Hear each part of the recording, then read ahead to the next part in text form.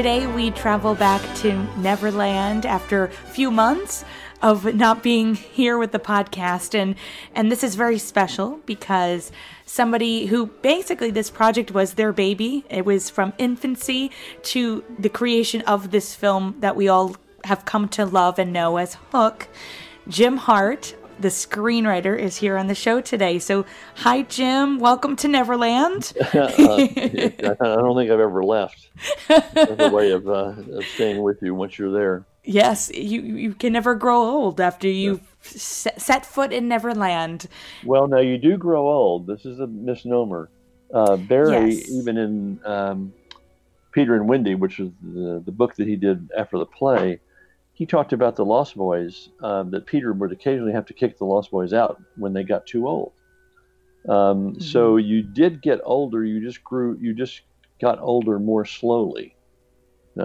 Peter never did, but everybody he brought to Neverland, everybody that became a Lost Boy, there was clearly something magic going on there. But Barry basically did set that into motion. You can grow up in Neverland, and eventually you have to leave. And I think that was the message that sort of sparked me in the direction of, we all of us adults grew up and we used to believe in Peter Pan. We used to believe we could fly. We used to believe we could, we used to believe in fairies, and we stopped. Anyway, I didn't mean to get off on that, but it is a what's the word, misnomer, or it is one of those truths that you don't want to share because nobody wants to believe you grow up in Neverland. I feel like that might be another reason why so many people really gravitate to Peter Pan, because of the bittersweet storyline and how it talks about being young and old. Why, in your opinion, do you think that the Peter Pan story, after all of these years, still strikes a chord with people and is still brought up in films and television shows and books? Well, let me see if I can just look at what we're going through right now in the world. I guarantee you there's not a day that goes by that some adult doesn't wish they were in Neverland, or some kid doesn't wish they were in Neverland, where it was just pirates and Indians and mermaids and alligators and wolves and adventure, as opposed to having to deal with all what we're dealing with right now.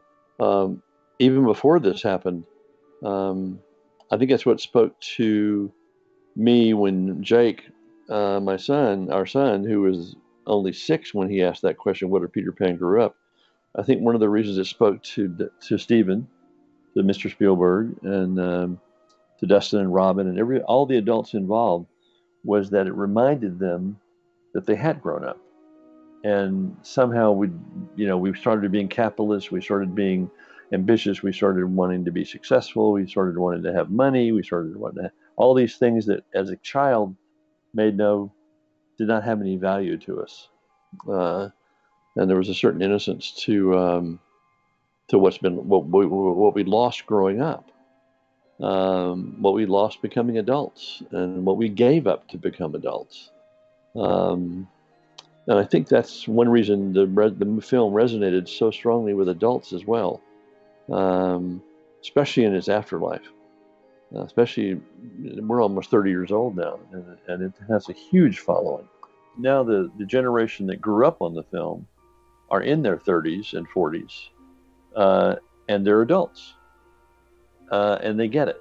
Some it held up for, but many it held up for, some it didn't. But I think that's why that generation that grew up on the film, like my kids, are now adults. They have families, they have kids, they have careers, and Hook was had an impact on their lives that I think it resonates more now that they're grown up than it may even did when they were kids. We look at it in a different perspective now. I feel like the film was unfairly judged when it came out. I still feel that way about a couple of the articles that you're referring to, and people who do feel, and of course it's their opinion, but I do truly believe that it holds up and it captures the imagination of this new generation. What saddens me is that nobody from the cast except the Lost Boys like to discuss the film, in particular Mr. Spielberg, and I think he feels that it didn't reach to the potential that it was supposed to, and I really wish somebody could just talk to him and say it did. You know, this film reaches in so many different ways, and it's fascinating to hear the story behind it. And I would love for you to tell that story about the conversation you had with your son that really sparked the idea for this film, for this script. Well, I want to include Julia. That's Jake. I want to include Julia in here too, because it was a family creation. This was sometime I started trying to do Peter Pan in '83. That's 1983. Another century. And I'd always been a Peter Pan nut growing up. I started out playing Peter Pan when I was in kindergarten, having seen the Disney animation film. And the older I got, maybe the first grade, I wanted to be Captain Hook. I would fell in love with pirates. So at about 1983, everybody was trying to do a remake of Peter Pan. Spielberg wanted to do a remake of Peter Pan. John Hughes wanted to do it. Mel Ferrer, Francis Coppola. I mean, everybody was trying to figure out what to do with Peter Pan, but they kept coming up with the same story. You know, oh, it's another adventure with Peter and Wendy. In '83, Jake, who was then going on 4 years old, did one of those kid drawings, you know, that looks like Picasso meets Matisse meets, you know, the mad scientist. And it doesn't look like anything. And we asked Jake, so what is this? And he says, that's the crocodile eating Captain Hook. And of course you look at this abstract jumble and you go, oh, of course I see that, you know. But then Jake said, but the crocodile didn't eat Captain Hook, he got away. And that was at age 4. And I went, whoa. So Captain Hook didn't die in the jaws of the crocodile. So he's still out there somewhere. So I started trying to come up with a story on the return of Captain Hook. And I kept coming back to the same thing. Okay, Peter comes back, takes Wendy, they go back, something else happens in Neverland. I couldn't get past the Barry story. And then in 1987 or 88, we used to play a game, and I was still a struggling screenwriter. I mean, I had one film made, I think, and was, out there in LA with everybody else. And I do think that, again, it was a family event at the dinner table. We'd play the what if game looking for ideas. And we take a fairy tale or a well-known story, and we ask the question, what if so-and-so? Like, what if Cinderella's glass slipper broke? What would happen to the story? What if Prince Charming had bad breath and Sleeping Beauty refused to let him kiss her? So we played that game and just try to find a way of twisting the story around to give it a different feel. And one night at dinner, I think Jake was 6 years old, Julia was 3. Jake said, "Hey, Dad, did Peter Pan ever grow up?" And like a good parent, I said, "Of course not. That's a stupid question." And then Jake sort of defiantly said, "Yeah, but what if Peter Pan grew up?" And all the bells and whistles went off, sort of our family legend now. Jake claims he never remembers this at all, but it happened. And I just went, wow, that's it. What if Peter Pan grew up? What would it be like? What would happen to him? What would he turn out to be? Where would he live? Well, And that night we cobbled out a story as a family. And we figured the worst thing we could do to Peter Pan was have him grow up to be a lawyer. Of all the things that would be anti-child, imagination, I figured a lawyer would do it. So we worked on a treatment for a few weeks, and I was afraid to tell my agent what I was working on because it felt like such blasphemy. But from that night, from that question, Jake and Julia were part of creating this story and even creating dialogue and rereading the scripts that I would write and what have you. And when we finally got to develop it, so it was 1990. when we finally got TriStar to put up a little money for Nick Castle and I to go write the script. And Jake and Julia read all the drafts and made comments, and Julia even came up with a line when we heard Dustin Hoffman was going to play Hook, which was not my first choice, but Julia said, "He's so short," and she's like, I don't know, 7 years old, 8 years old. She said, he's so short. And I said, write me a line, So she wrote the line in the film when Robin says to Dustin, "You used to be huge." Now I remember you used to be bigger than I remember, and that's when Dustin says, "But to a 10-year-old, I'm huge." That's Julia's line. So it really had the fingerprints of the family all over it. I always say I would never have written Hook had I not had kids. It would never have occurred to me.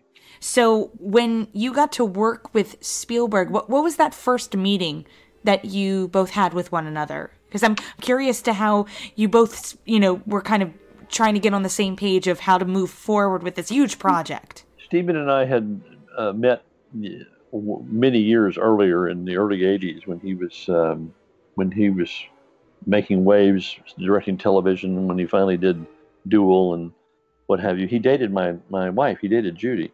They had a couple of dates together. So it was really interesting that all those years later, plus my son Jake did the episode of Amazing Stories that Annie Spielberg had written. So Jake and Steven had already had a connection. Joan Darling directed the episode. It's called What If? It's actually called What If? Wow. I just made that connection. The episode of Amazing Stories that Jake is in, that Steven's sister wrote, is called What If? So we had known each other, and my wife Judy had always felt that if Steven never heard about Hook, that he would drop everything he was doing to do it. Because she knew that this was like a talisman to him to figure out a way to do Peter Pan. So when we finally met, it was really interesting because we had, we were both the same age, so I wasn't the 22-year-old, wide-eyed gaga kid, the idol worship. I had an enormous respect for his work. And I made a big mistake. And this is what I learned on Hook and on Dracula. I had already done all this work on Hook. I'd done all these incarnations of it. And in the process of developing it, I had to take things out because it was too expensive, and I didn't have a director with vision on the project. I didn't have a visionary director that could bring all the money to the table and what have you. So the script that Steven first read had a lot of things that were no longer in it that he wanted to put back in it. And I would say, "Oh, I did that. See, here he is as an investment banker who's," suddenly I was imposing what I had already done on his discovery process that he was going through. So it wasn't an awkward first meeting, but I learned real quickly that these ideas need to be his, and these ideas need to come from him. And what my job is to help the director achieve their vision, not my vision. So, and plus I hadn't had a lot of big films made, and I had one film I think made. And so there wasn't a lot of confidence in my experience and my skill set. So, but to Steven's credit, even with all the writers that came on, to his credit, he had a million ideas every day. We were sometimes writing 30 pages a day. But in that first meeting, I think we had two person-to-person solo meetings, then they became group meetings. And he was very good about listening. I will say that. So with all the writers who came and went, Malia Scotch-Marmo was my favorite. We became really close friends. Dustin wanted another writer. That's what I began to watch Steven Spielberg have to manage all of this input and all of this story stuff that kept, impacting the original story. And I think it's what made it a difficult experience for him. He needed more time to get the script the way he wanted it before he had to shoot and put it out at Christmas time. But that first meeting was at Amblin. I'd always dreamed of going to Amblin. I'd been there earlier because I had a project with Frank Marshall that never got made. but to reintroduce me to Steven. It was at Amblin, which was this gorgeous, beautiful southwestern adobe complex on the Universal lot. And it was a dream come true. We were finally working together. And a project that everybody in town had passed on. Everybody. Every studio, every agent, not every, talent. Everybody passed on it until it got Steven Spielberg, which actually came through Dustin and Robin. They were attached before it went to Steven. And it was a grown-up Peter Pan, which I still think spoke to every single adult male and female that was involved in the overall production. I may be giving you a rambling answer, but no, I'm shocked. I didn't realize that Dustin and Robin were on board before Spielberg. It sounded like it was the other way around when I was doing some research. So how did they hear about the script from other agents? John Levin, my agent at CAA. This was a very unpopular project. There were other Peter Pan projects. This was a lowball development deal with Nick Castle and I writing over at TriStar. Nobody paid attention to it. And John Levin, when the script first came in, went, "Oh my God, this is incredible."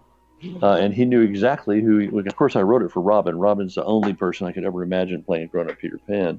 But when the script was turned in, the studio had changed heads. Mike Medavoy was now head of TriStar. And normally when a studio head comes in, they get rid of all the old development. Just sort of, they want to put their own fingerprints on everything. To Medavoy's credit, Medavoy read it and said, "Wait a minute, this is a home run." So John Levin took the script to Dustin and took the script to Robin from CAA. They were my agents. And they committed to the script before any director was assigned or approached. So then Medavoy and Robin and Dustin and CAA and my John Levin, they made a list of 5 directors, and they went out to those 5 directors all on the same weekend to see, and said, "This is a firm offer. Who wants to do it?" And one of them was Spielberg. Well, Steven was it, and I'll never forget how I found out. We were broke. I mean, I had to borrow money from friends to finish writing that script. And we were all out in Wyoming, staying with friends from school, trying to keep the lights on and the phone paid. And we were out there with friends, driving to spend time with them. And this was before cell phones. This was 1990, early 1990. They're just, and I would go and check with my agent, with John Levin, on a payphone. And we were sitting at one of those Western restaurants there in Big Sky. There's a message on my answering machine from John Levin saying, "Call me immediately." So I made the call and got him on the phone. And he said, "I have some news for you." And he said, "There's a very big director who wants to direct Hook." And I remember saying to him, if it's not Steven Spielberg, then there's no reason to have the conversation. And he said, "That's who it is." And so I went back up to the kids and Judy at the restaurant, and I sat down and I said, "I have some news," and told them. And that was the beginning of a kind of a life-changing, life-altering experience for the family. A lot of people think Steve was Steven's idea, and the guy did amazing. He made a much better film than he believes he did. I agree, yeah. And it was a horrible experience for him. Not horrible, he had a very difficult time making the film. That's what it sounded like. I think wouldn't you agree that's another reason he doesn't like to talk about it? Yeah, it wasn't a happy experience. It was a very difficult time for his company. It was a very difficult time for him. If you look at his body of work up until that point, he had never really worked with movie stars. Roy Scheider was not a movie star. Ricky Dreyfuss was a friend. He did work with, and Harrison Ford came out of that friendly relationship, who became a star. And if you look back at it, after Hook, he went and did Jurassic Park. He went and did Schindler's List. None of which Jurassic Park was not populated with movie stars. And I think that was and plus he didn't have enough time with the script. He needed 6 months with that script, and he was already, when he and I met again in LA, they were already building sets. Wow. That's how fast they had to move, because he committed to a release date in December of '92, and this was December of '91, and this was January of '91. Now, you had described that the experience that Robin, Dustin, and Steven had was a collaboration. Was that what it was? Was it, because if it was so difficult, was it, I'm just trying to understand what the difficult part of it was for him. Was it the aspect of just putting all of the pieces together? Or was it just being able to direct certain actors? Or was it just the frustration from the film company? Well, it was all of that. It was, you had 34 Lost Boys that you had to wrangle, who didn't have the same discipline as a filmmaker that you do. Script pages would change every day. Dustin is a perfectionist and is known for the multiple takes that he requires, and he also picks apart the script and puts it back together in the middle of a scene. And Bob Hoskins was our savior there. Bob, who became a very great friend during Hook. Our families stayed very connected. I lost him way too soon. Bob was what you need in a British actor. He shows up, he knows his lines, he knows what they're doing. He has great command of great respect. He actually worked with Dustin to help find Hook's character. They had an unrealistic schedule and budget. And I don't think the prep work. The prep work that was done with the actors and what have you, it just wasn't enough time for Steven to decide on which movie he was making. There's 5 musical numbers that were filmed that have been cut out of the film, because he had originally thought he might make a musical. So he was finding his way. He had his idea and version of Peter Pan. There were things about his version of Peter Pan he wanted to put in Hook, and sometimes they just didn't mesh, and sometimes they were beautiful. I mean, there's the audience, loves the movie, and ultimately that's all that really matters, is what the audience thinks. You can be the greatest film director in the world, you can be the biggest success in the world, like Steven Spielberg. Well, they had mentioned, and the audience is the ultimate arbiter of your work. I agree. Yeah. I remember when I was going back into it a little bit in more detail, and so was Thomas, we were finding that there were a lot of references to this being the next Wizard of Oz, because it was filmed on the back lots, right? On the same stages. So you have that stress, and I'm so glad you brought up the musical aspect, because this was something Thomas actually had to tell me about, because I had no idea. There were musical numbers. There were a couple, Low Below, which is sung by Bob Hoskins, Childhood by Maggie Smith, Stick With Me, Dustin Hoffman. Mm-hmm. So were these scenes filmed at all? They were filmed. So they were filmed, but were any of the musical aspects in your original script, or that was added by Steve? No, that's Steven's add on. Yeah, John Williams and Leslie Brickus did the lyrics. Yeah, no, this was all Steven bringing his musical desire to the film.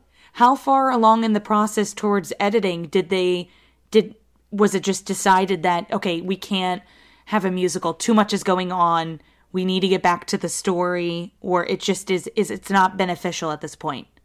I'm not sure. I know that I don't know if all of the scenes were filmed. The songs were written and recorded. I know of 3 musical numbers that were filmed, and I think once they were tried to be edited into the film, it just became clear that they didn't fit. There's a very serious underlying tone to this that sometimes got missed as well. But I think in terms of pace and length, the film is still long. In terms of pace and length, I think it just became clear that this is not a musical. It's not Bollywood where you just have a musical number because that's the tradition. Well, they had to be integrated into the narrative. And When You're All Alone, the song that Amber sings, was the one complete musical number that stays in the film. The original, bringing the Smee, bringing the hook to Captain Hook, which is still very musically inclined. Give me the hook, give me the hook, and it's all dancing. It's all sort of marching through the streets. That was a whole musical number. So it sounds like it might have sounded great on paper, but when you flesh it out and actually film it, sometimes things don't work. Again, as the audience, we only see so much. You know what I mean? We're only to see what we're instructed to see, basically. Well, listen. The first time my kids and my wife saw the film at the DGA, they wouldn't speak to me for the rest of almost the next 2 days. They were so upset with what was not there. Not meaning the music, but they knew the script. They lived with the script, and they knew the choices that were made. They could see what was missing and what was not there. The audience doesn't know that. Very critical story points that were not in the final production. And they went back and forth. Rufio Steven was not going to have Rufio die. He did not want to have a kid killed in Neverland. Oh, wow. And he kept cutting it out of the film and cutting it out of the schedule. And at that point, I was off working on Dracula, and I couldn't argue about it anymore. I was so disappointed that they didn't understand the import of Rufio's death, and that character, that one iconic character that's not in Barry, that's me. I created Rufio. That one iconic character that has the moment that Dante Bosco, amazing. We're still working with Dante. We're actually trying to do the Rufio origin story. That one moment in his death when it suddenly becomes deadly serious, why Peter Pan is back in Neverland. He went there to save his kids.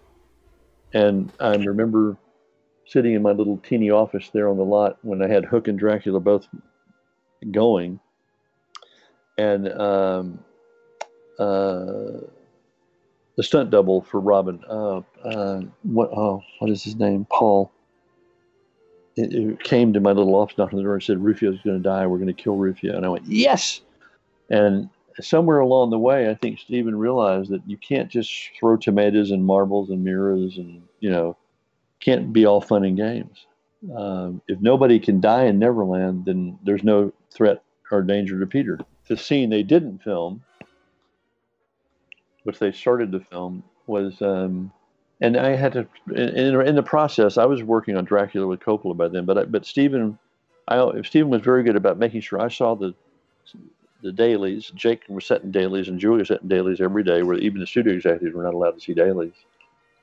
And I would make notes, and I'd see the sides for the next day's shoot. I'd make notes, and I'd fax them to Steven on Sunday night, and politely just trying to say, okay, you don't have any moment where Peter flies with his kids, and that's one of the things that was powerful about my original draft, was when he finally saves his kids and they have to fly together to get out of harm's way. Or, you're missing a point of view shot where Peter actually stands up and sees what Neverland looks like when he arrives, or, little things. And Steven was always accessible that way. And, Monday morning there would be new sides show up with new scenes, and that all reflected my notes, and never any, what's the word I'm looking for? Never any credit to me for doing that, which is fine. And I realized that this is my job. If I can just keep noticing things that help him, not help him, how do you help him? To show him where there was a couple of things missing. And I remember Kathy Kennedy busting me one day. She came up to me and said, Hart, I want to talk to you. I went, uh-oh, you don't want to be in trouble with Kathy Kennedy. And it was and she took me into her office in the trailer there, and she said, sit down. And I sat down and said, okay, what did I do wrong now? So she said, I know what you're doing. Don't stop. And she'd figured out that I was feeding him stuff on Sunday nights to try to help keep things on track.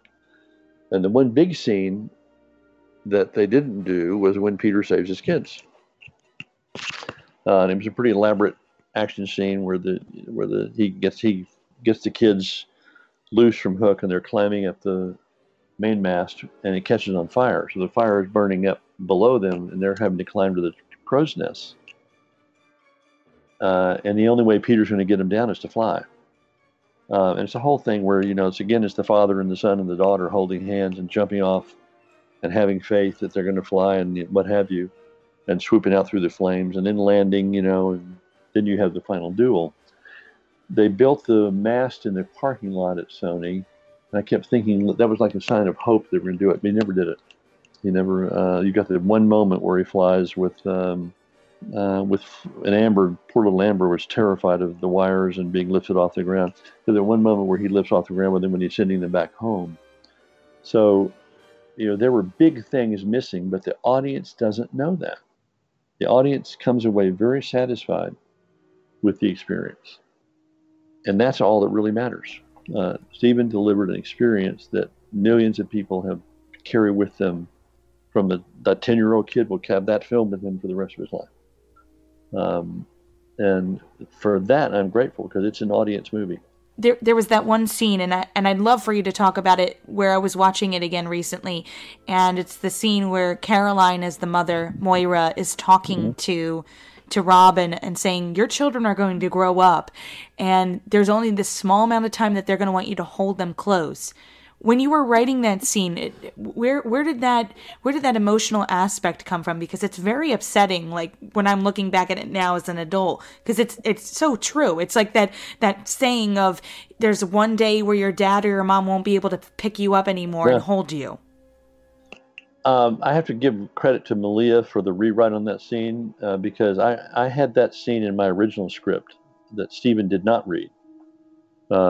It was a script I wrote where Wendy was still in the U.S. This is when we had to cut out all this stuff. And I had a scene between Moira and Peter that is that tone scene. They don't want you to be their policeman, it was a very tough scene, but it was cut out of the script, not by Steven. And it didn't make it back into the new version that he committed to. And he kept saying, Moira's got no teeth. There's no grit to her.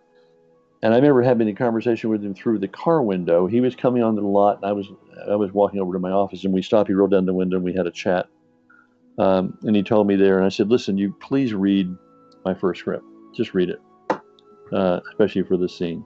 So the essence of that scene was in my first script, and the tone of it was, the children don't want you to be the policeman. They want you to be their father. They want to play with you. And Steven read it and said, okay, then you're right. This is the perfect place to do it. And Malia Malia Scotch-Marmo was the go-to at that point, because Dustin wanted her to rewrite his stuff. So I really have to credit her, and also with Robin and Caroline working that out. Caroline's amazing. And since a lot of these things thematically spoke to them, they were able, in discussions and in improv and in discussions about what this scene is about, find some of those values. And it still gets me that they're going to grow up, and they're not going to want to see you. They're not going to need you. We went through that in our when Jake and Jewel were growing up. There was one point where they didn't need us anymore. They always needed us, but there's one point when they suddenly had these lives that didn't rely on you driving them somewhere, picking them up, taking them to school, being at the parent, suddenly they had these other lives that we weren't as necessary to as we had been. So it's still one of my favorite scenes, and Caroline is so good in the scene. She really makes that scene work, and it's a strong female character, whereas she had been watered down. And when I had other producers and we were working in a different climate, her character had been watered down. And I was so glad to see that Steven cast a unknown caliber female actor in Caroline to play that part, because she really makes it work. First day of shooting, they were shooting inside the house when they're having that scene where he's on the phone and freaking out and the kids are interrupting him. And I walked on the set. I'd watched a take. I was thrilled to see the level of caliber of the performances. Um, and she turned and looked at me, and I didn't, and she said, "You're James Hart."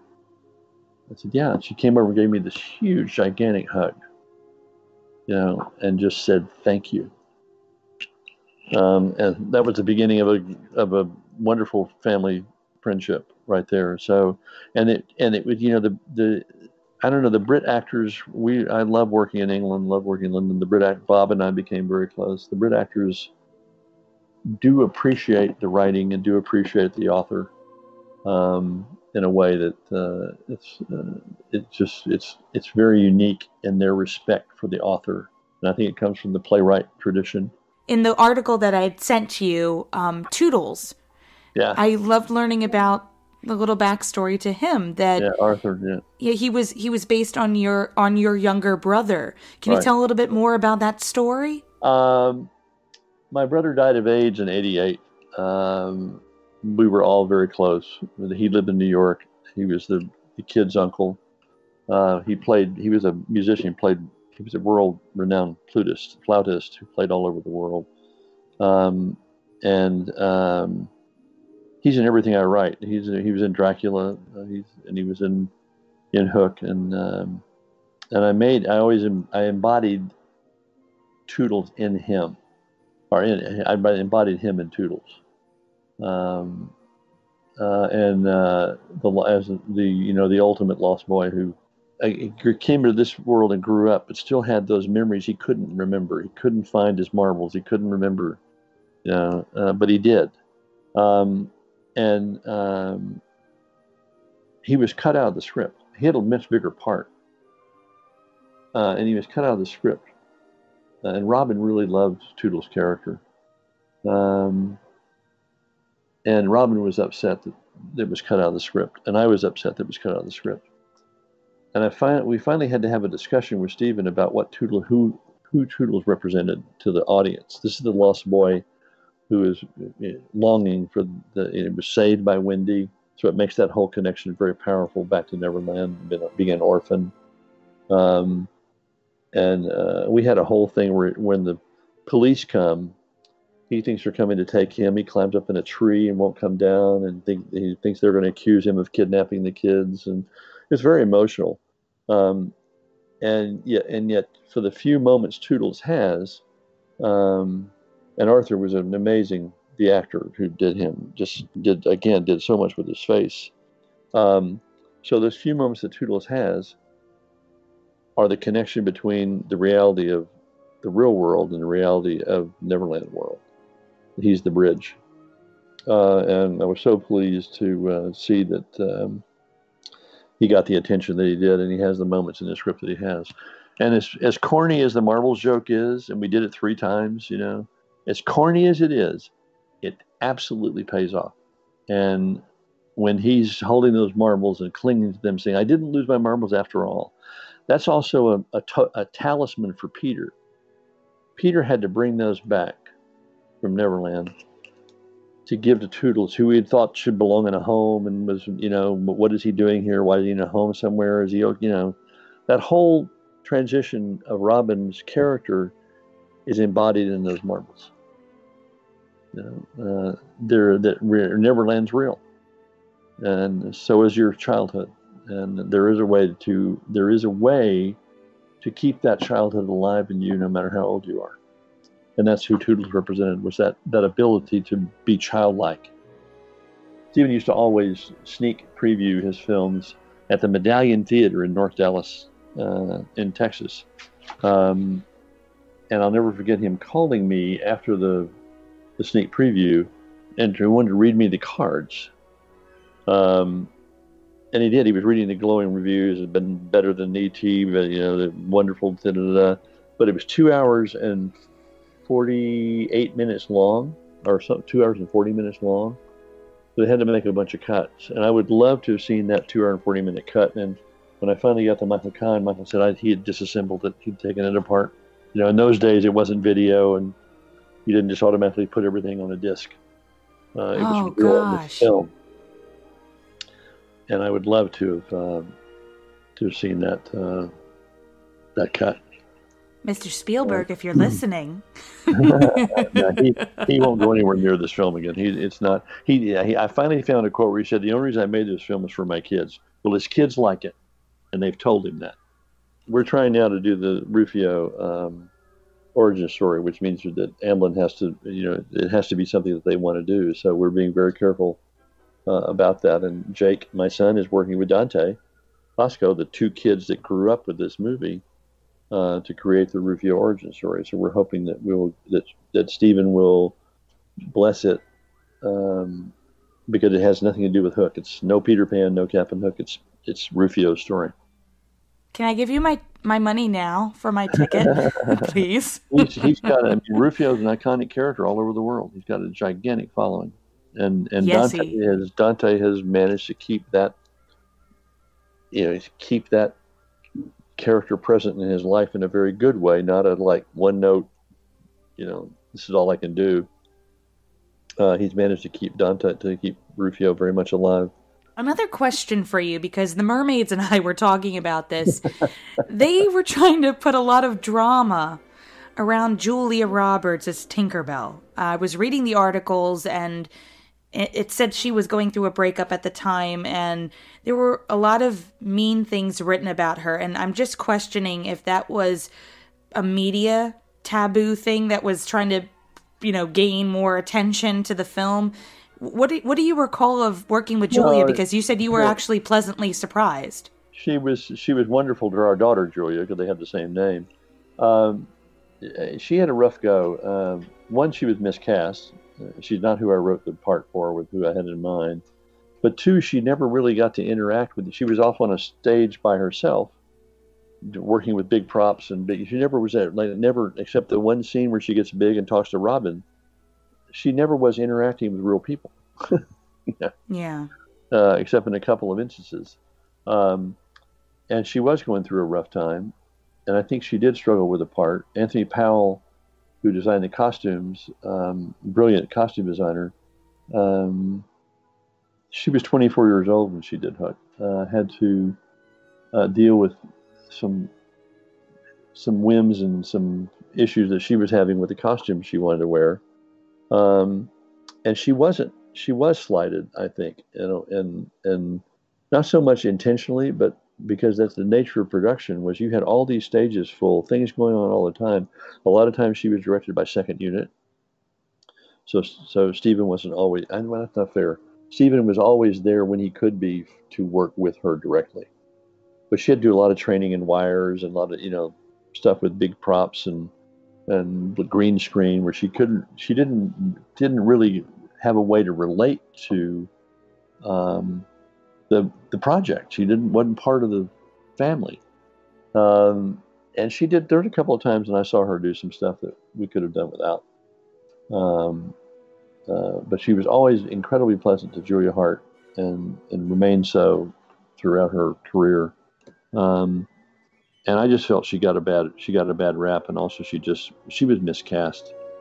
Time in her life when she should have been doing something where it was about her and not just an ensemble piece in a big star-studded, overrun production of Peter Pan. I wrote it for Meg Ryan. That's who I wrote Tinkerbell for, was Meg Ryan. I even think Bob said something along the lines of, "I totally understand what she's dealing with because I had to do it for Roger Rabbit." Roger Rabbit. He went crazy. So he knew he went crazy doing Roger Rabbit. Yeah. So he felt bad for her. He was like, "Yeah, I totally get where she's coming from." Yeah. No, he was the saint. He was my go-to. He was my rock on the whole show. Him and Anthony Powell and John Napier were they were my foundation. Bob was so generous and so experienced and so confident, and because he directed, he knew production, he acted, he'd written. I mean, he got the stuff in the script that was he got how important some of the scenes were to me, and why. He was a big Tootles fan too. He got it, and his family and our family became very close during the production. Bob is an unsung hero of that film. I heard a lot of that because the pirates had all talked about him because, there were a lot of days where they would be sitting around or it'd be extremely hot, and Bob would, keep them entertained, bring in, I think it was like some food or something like that, or drinks, just to keep everybody happy. So it sounds like he was like the mediator of everything, making sure everybody was happy. And gosh, I'm glad you're mentioning Bob. There are a couple people who we've lost who have worked on this film. So Bob has such wonderful talent, and he makes me laugh every time I watch the film. And another person you worked with on the screenplay was Carrie Fischer. I never really found any information except one interview. After she had passed away, I was listening to this hour-long conversation she was having with someone, and she brought up that she had worked on Hook. And I was like, oh my gosh. So she said that she helped with like some of the jokes like that Smee would say. Do you remember working with her and what that was like? We met. I never worked with her. She was Steven's. She would meet privately with Steven. I used to see them sitting out in the courtyard there at Amblin on the ground like Peter and Tink talking to each other. He told me he was going to bring her in to redo Tinkerbell, to work on Tinkerbell's dialogue. And I went, great, because that was my muse when I was writing Tinkerbell, was Carrie Fisher. That wisecracking, wise ass, smart, snarky, confident female. So that when I began to read the dialogue of Tinkerbell, it seemed to me it was getting softer and less feisty. And I went, okay. But then, she worked on some of the jokes like, let's give him a hand, because he's only got one. Those kind of, he's fast asleep. That she was really good at that kind of banter. But she was brought in to rewrite Tinkerbell, and I was thrilled at that possibility. We met a couple times. I remember her sitting behind me at the Dracula screening and hitting me on the shoulders, going, "God, this is good," But I never, we would meet politely and what have you, and I would see her work show up in the script. I did want to say one thing about Robin, who was also a crew person like Bob is. They were both crew people. They didn't retreat to their trailer. They didn't have an entourage surround them after every take. They both worked overtime to make sure the crew was happy and that they didn't just disappear. That Robin would always hang on the set unless he just really had to go change or rest. Both of them were, and we lost them both in the same year. I was with Bob in March right before he died. And then my son and I were in Texas with my parents when Robin died. These were two great, not just great actors, but and Robin started coming undone when we did August Rush. I felt bad. I could tell they were having a hard time. But on Hook, they sort of the soul of the set, And Robin would say to me, and years after, he would say, kids would come up to him and go, "You're Peter Pan." And he began to realize that a lot of kids' first introduction to Peter Pan was Hook. It got him that they identified him as Peter Pan. Their humor, their professionalism, their openness, their willingness to keep going and keep going and keep going. If Steven needed 30 takes, they would do it. And sometimes he did with Dustin. Dustin would go 30 takes. And an actor like Bob Hoskins, an actor like Robin Williams, they get it on the third take. They're done.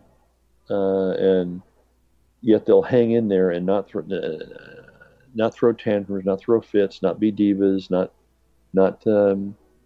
cause problems. They're consummate professionals. And I can't imagine. When I wrote the script, Robin was the only person that could play the grown-up Peter Pan. If we couldn't get him, there was no reason to make the movie. I agree. And Bob Hoskins was the only person I ever imagined playing Smee. I will now tell you who my Captain Hook was.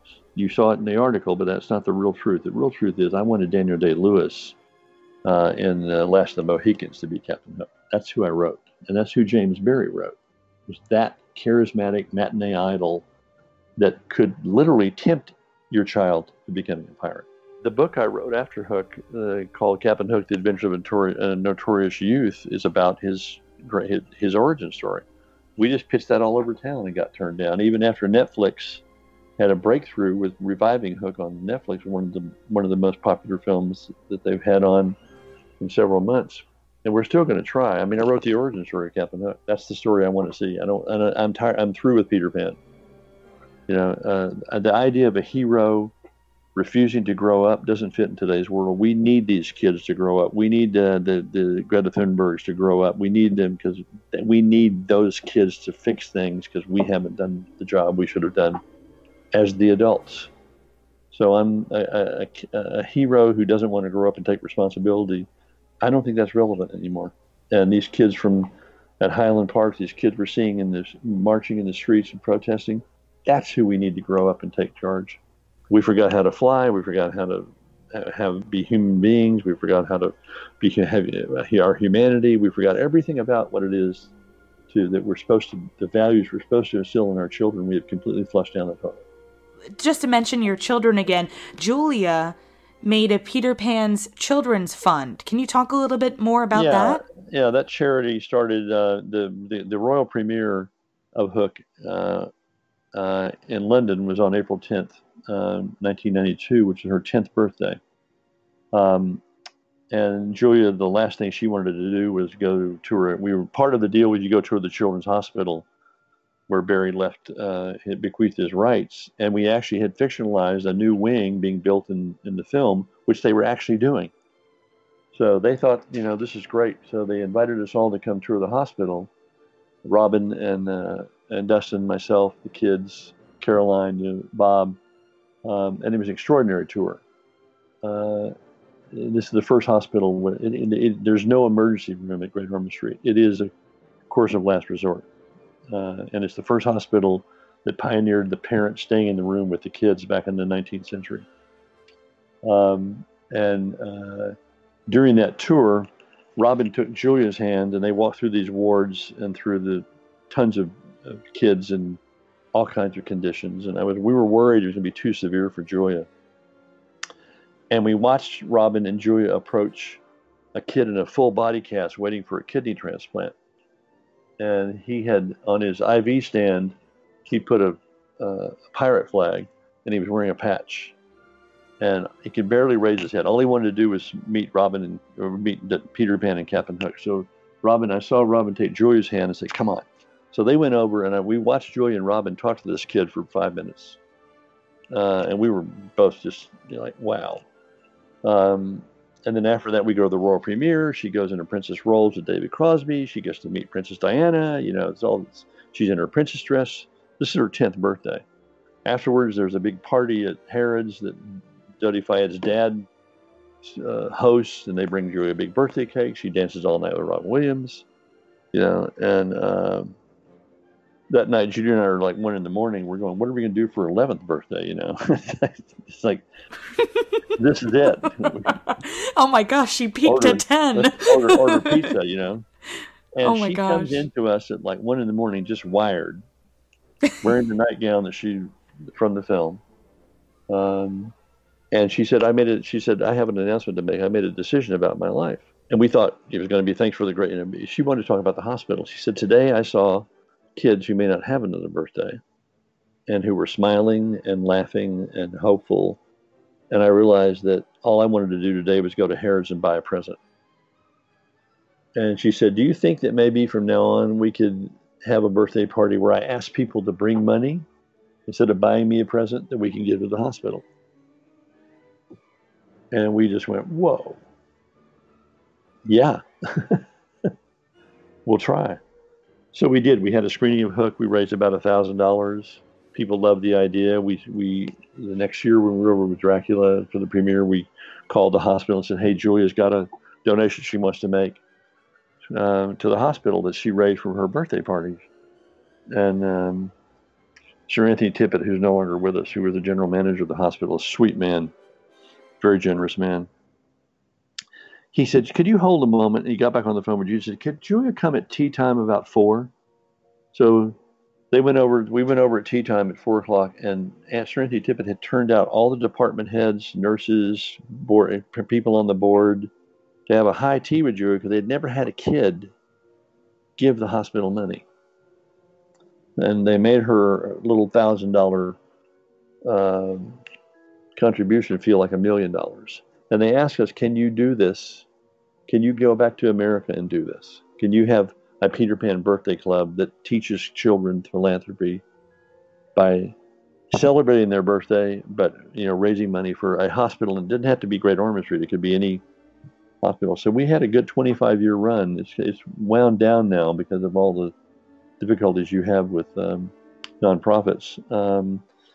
But for years, we had Peter Pan birthday clubs in 100 hospitals in the U.S. And in Europe and in Israel and in South America and even in Asia. Ronald McDonald House and Cook Children's in Fort Worth were the two big ones. And then Julia grew up and had kids and sort of moved on. But it was a great way to teach kids philanthropy and also to still celebrate their birthday. And they'll still get presents from their family. But the kids who would come and bring money, and then they would get to go to the hospital and tour the hospital when they gave the money, it connected them up with that whole idea of how a kid can make a difference. It's such a precious film, has so many wonderful memories for people, and I really want to thank you very much for coming on the podcast and just explaining, all of these. It's so hard to find information on the film, especially the making of, and I really do appreciate you lending this outlook of what happened and how it became the classic it did. So thank you very much. Oh, my pleasure. I keep forgetting. You wind me up and get me going. It was an incredible part of our lives, and it's still the wonderful thing is the film is still alive. Very much alive, maybe even more alive than it was when it came out. That's a staggering thing to have happen in a career, and also see the effect the film has on people. I'm always blown away. They start quoting lines. They remember where they saw it. It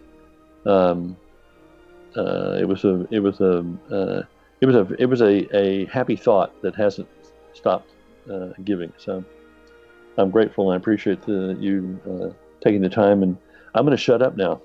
Never. Now I have to go write. Well, I can't wait to hear what that's going to be about. Yeah. That will be exciting. Yeah.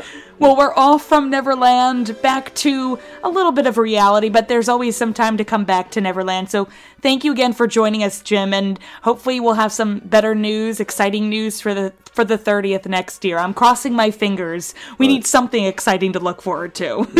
We will hold that thought. Hold that happy thought.